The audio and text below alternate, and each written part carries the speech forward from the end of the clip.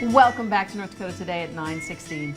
Dealing with money matters, as we've talked about before on the show, it can either make or break a relationship, but especially when it comes to, big ticket items. That's right. How do you go about making a major purchase the right way as a couple? Maybe you're thinking about buying a car, maybe a house. David Wald is a financial advisor with Securian Financial Advisors in North Dakota. He's here this morning to talk about that topic. Good morning. Welcome back, David. Good morning. Thanks for having me. Yeah, I got to ask you right out of the chute, has anyone ever come to your office and maybe the wife's turning to the husband and saying, David, he just bought a little red sports car without asking me? Yeah. Well, I actually just had this happen. Last week, I was visiting with some clients, and they want to retire, and they want to retire a little early. And so I go through and we visit about expenses and cash flow, and when it comes to the monthly, what do we need a month? What do you want a month? And the husband gives me a number. And the wife, out of the blue, just blurted out, "That's not true." And I sat back in my seat and I said, "What's not true?"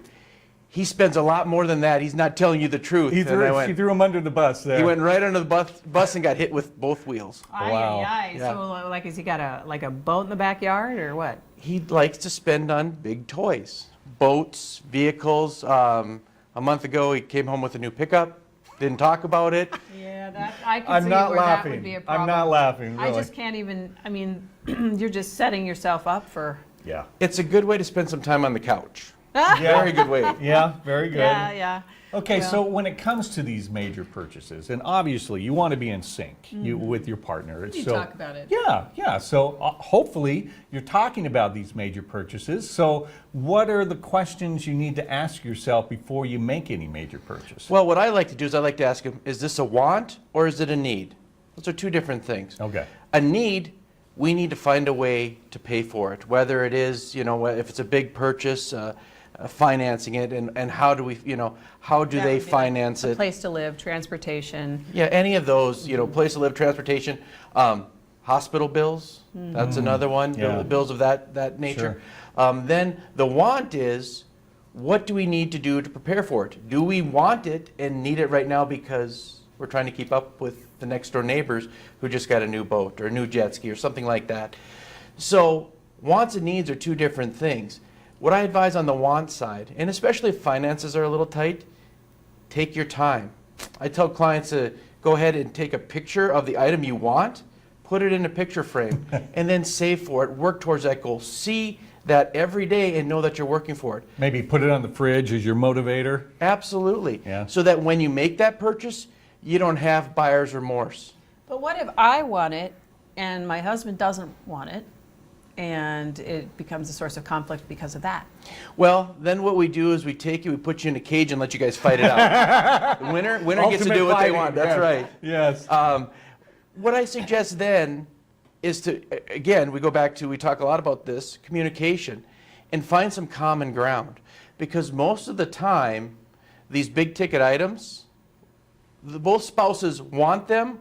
One usually wants them a little more and will, pull the trigger to make the purchase. The other one, a lot of times, a little more cautious. But again, if we can get to a compromise where we talk about saving for this versus just jumping right in, most of the time the two partners can agree. Okay, but now, and I'm not just trying to set up trouble scenarios, but I just know that these things happen. So we're saving for something big, and then something comes along, and there goes the savings. And that happens quite often. And when that happens, it's really, really, really important to communicate together at that time, because you go from being excited because you're almost there. Maybe it's a vacation. You're almost there. We're going to take the kids. Something happens. A car breaks down. We need a new dishwasher, and you hit the floor. Mm-hmm. There again, what we try to do is find a way that we can maybe do both. Okay, how do we restructure some of the things in your budget to allow you to do both? All right. Maybe there's an issue that a program out there that we can utilize with some financing to allow you to do both. All right, we're going to take a quick break here on North Dakota Today. When we come back, I want to get onto the topic of buyer's remorse, David. We'll be right back.